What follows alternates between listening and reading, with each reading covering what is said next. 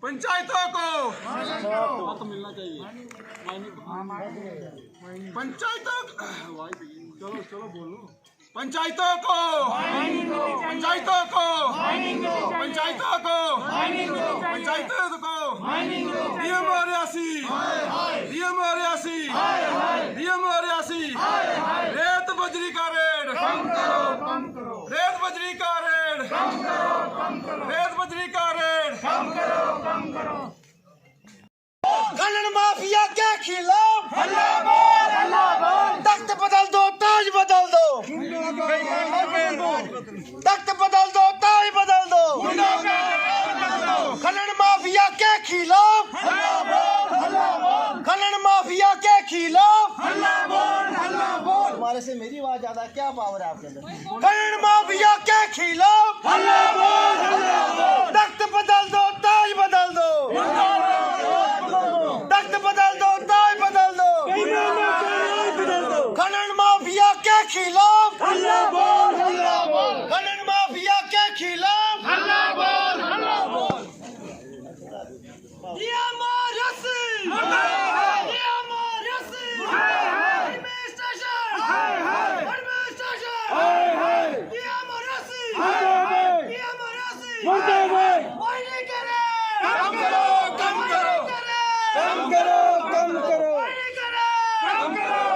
गरीबों को लूटना बंद करो। गरीबों को यार बहुत अच्छा गुंडागर्दी नहीं चलेगी, गुंडागर्दी नहीं चलेगी। भारत माता की भारत माता की भारत माता की इंसाफ के आगे झुकना पड़ेगा, इंसाफ के आगे झुकना पड़ेगा, इंसाफ के आगे झुकना पड़ेगा। DM Reasi DM Reasi DM Reasi administration Reasi administration Reasi administration Reasi मानी के रेट कम करो, मानी के रेट कम करो। आज यहाँ पे हमारा धरना प्रदर्शन सुबह 9 बजे से 3 बजे तक हम बैठे रहे, लेकिन कोई मसला हल नहीं हो रहा था। जब ज़्यादा उग्र रूप ये हमारे प्रदर्शन ने लिया तो ज़िला इंतज़ामिया जो हिल चुकी थी और मौके पे आके उन्होंने यहाँ आश्वासन दिया जब तक कोई फ़ैसला नहीं होता 2 दिन का समय दिया। हम माइनिंग का काम 2 दिन के लिए बंद करेंगे, उसके बाद देखेंगे आगे क्या फैसला होता है। मैम, अगर पहले की तरह इस बार भी आपकी बात को टाला गया तो आपकी क्या रणनीति रहेगी? हम बैठ के बात करेंगे पंच सरपंचों से और पॉलिटिशियन यहाँ पे जो आए हैं, उसके बाद हम फैसला लेंगे कि आगे की कार्रवाई हमें क्या करनी है। और क्या कहना चाहेंगे जिस प्रकार आज आपने पूरा दिन रूम में बैठ के माइनिंग के जो रेट हाई है उसके खिलाफ प्रोटेस्ट किया, तो किन कारणों के कारण आपने जो प्रोटेस्ट आप स्थगित कर रहे हैं?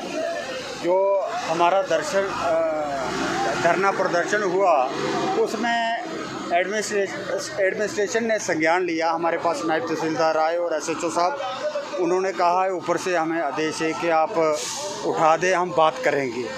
बैठकर बात हुई जिसमें हमारे ऑल पार्टीज़ के नेता, सरपंच और पंचज बैठकर बात हुई कि 2 दिन का टाइम मांगा है, तो उन्होंने लिखित दिया है। तहसीलदार साहब ने आश्वासन भी दिया और लिखित दिया है। उन्होंने कहा कि जब तक फैसला नहीं होगा तब तक माइनिंग नहीं चलेगी। सर, छोटे से आश्वासन के लिए पूरा दिन लग गया। देखो, ये एडमिनिस्ट्रेशन का सोच विचार है, हम क्या कह सकते हैं। उन्होंने नायब तहसीलदार को भेजा तो बात हुई, लेकिन हालत ख़राब है। माइनिंग जो हमारी ज़मीनें चले गई हैं वहाँ चनका में, खुद का घर चनका में था, पूरी पुश्तैना ज़मीन थी वो चले गई है। तो वो NHPC ने इनको NOC दी नहीं है तो ये ले नहीं सकते हैं। इसमें तो जिन्होंने एडमिनिस्ट्रेशन ने, कोई रेवेन्यू डिपार्टमेंट ने अगर कागज़ बनाए होंगे तो वो फंस जाएंगे। देखो, वो दे नहीं सकते, हैंड ओवर टेक ओवर हुआ नहीं है, NHPC दे नहीं सकती है किसी जहाँ तो झील थी तो ये थोड़े ज़मीन दे सकते हैं। तो खनन माफिया लगा है तो बड़ी बड़ी उस हेयरिंग में खुद था, हेयरिंग जो DC इंदु कमल चिब ने ली, उसमें मुझे भी बुलाया गया था और मैं खुद था वहाँ।